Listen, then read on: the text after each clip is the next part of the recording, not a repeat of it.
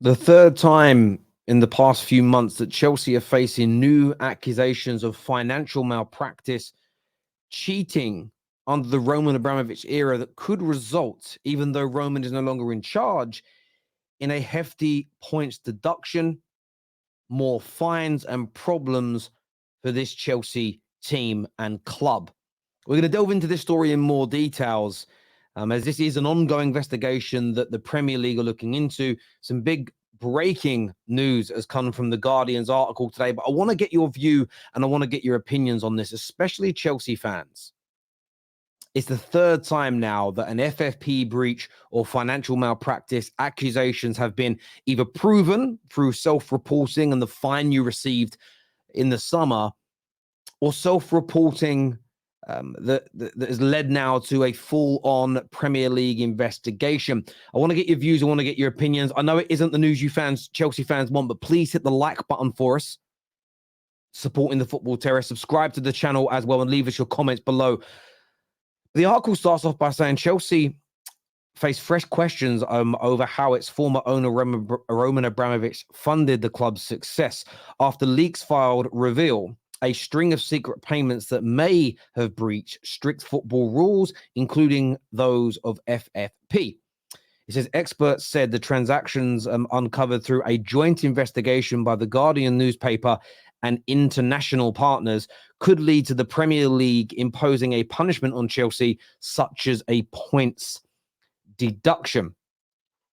They then go on to state here that the files reveal a series of payments worth tens of millions of pounds over a decade, routed through offshore vehicles belonging to Roman Abramovich. The transactions in question appear to have been for Chelsea's benefit, raising questions about whether they were declared on the accounts submitted to the footballing governing bodies. Beneficiaries appear to include the agent of star player Eden Hazard, on the associate of the title-winning manager Antonio Conte, and Chelsea officials. Other payments appear to have been connected to the purchase of Willian and Samuel Eto'o that were reported on a short while ago. The article then goes on to talk about Chelsea's finances have already been examined by the Premier League, and an investigation are already being, so that hasn't been completed yet, already being examined between 2012 and 2019 after the West London club's new owner regime voluntarily reported incomplete financial information. So this does appear in this article, the way it's written, the way it reads to me, is that they're aware of this already, the Premier League, but this is now new and additional information that is being uncovered that is all going to go into the potential charges against Chelsea. There's also a list here that shows all the trophies that were won during the time that these investigations are going on. So the Premier League are already doing 2012 to 2019. It is now the case that there's evidence of 2005 up until 2020 as well. All now could be under further investigation by the Premier League. It says the Football Association confirmed to The Guardian that it is also investigating Chelsea, whilst UEFA, the governing body of European football, has already fined the club 8.6 million over the administration, although its powers are limited because it can only look at evidence going back 3 years, time barring. It says now documents dated during and outside the period under scrutiny raise fresh questions over whether Roman Abramovich repeatedly flaunted the rules of the football to benefit Chelsea as the club ascended to the pinnacle of the global game. And that is a big question that has always been raised over Chelsea. Were they breaking rules? Were they financially doping? Were they cheating? And what's so interesting since Todd Bowley and Clearlake have got involved is they are leaking a lot of this information. It's all coming out now in droves. And I want to, 4 minutes into this, understand what you all think about the opening statements they're made, of course, by the newspaper. Now, when you go through this and read the article, the link is in our description below, by the way, so go and read the entire thing. It goes on to speak about some specific examples surrounding this situation here. It says on July the 17th, a Roman Abramovich owned company based in the British Virgin Islands signed an agreement with Francisco Pastatello.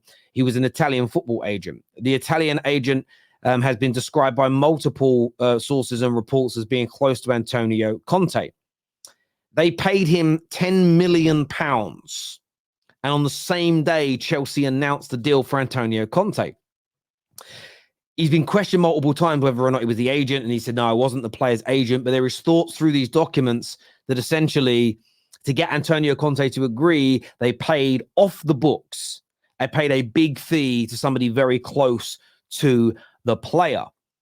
There is more when you go through this, talking about Eden Hazard and, you know, exactly how important Eden Hazard was, and that there were offshore payments made to a person representing Eden Hazard to ensure that Chelsea got him. Again, these payments, according to this news article, were not processed through the club's bank accounts, were not on the club's trading accounts, therefore making it easier, in their words, to circumvent the situation regarding FFP. This article also touches again on the Samuel Eto'o and Willian situation, which I'm paraphrasing now, but essentially there was some fair. Eto'o was free. Willian cost around 30 million. But according to these leaked documents and the investigations that have been done, multiple millions of pounds more were sent to people at the current clubs the players sat at as supplementary offshore payments to land these individuals. Again, circumventing FFP and enabling Chelsea to go out and spend more on other players. Now, Chelsea Football Club have themselves come out and released a statement, and they have said, and I will quote this here, that these allegations predate the club's current ownership. They are based on documents which the club has not been shown and does not relate to any individual who is presently at the club. The spokesman said that during the purchase of the club by the consortium led by the US investor Todd Boehly, the buyers became aware of potential incomplete financial reporting concerning historical transactions during the club's previous ownership. So what's really intriguing is the club has reported itself for two things: the Samuel Eto'o situation, Willian situation, and the FFP breach with UEFA. But they are now stating that they don't know about this, have not seen these documents. These have come from other areas. So a deeper and more intense investigation is now underway at Chelsea. Now, some Chelsea fans are going to hate this news. They're going to believe that it is a witch hunt, and I understand that stance. I really, really do.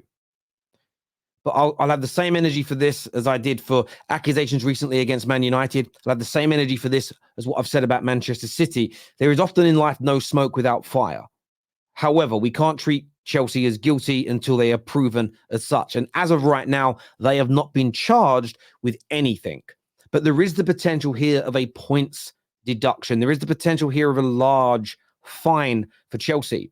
But I want to ask a wider question to fans. Should these reports be true, amongst others, that the likes of Antonio Conte and Eden Hazard and many other players, if they were only purchasable by making offshore, off-the-book payments to agents and representation, and in doing that, it enabled FFP to be maintained so other players were bought along the way as well. If Chelsea have circumvented and cheated the system to build these super squads they have that won multiple Premier Leagues, multiple FA Cups, Champions Leagues, what is your view of those trophies? That's a question to both rivals and Chelsea fans.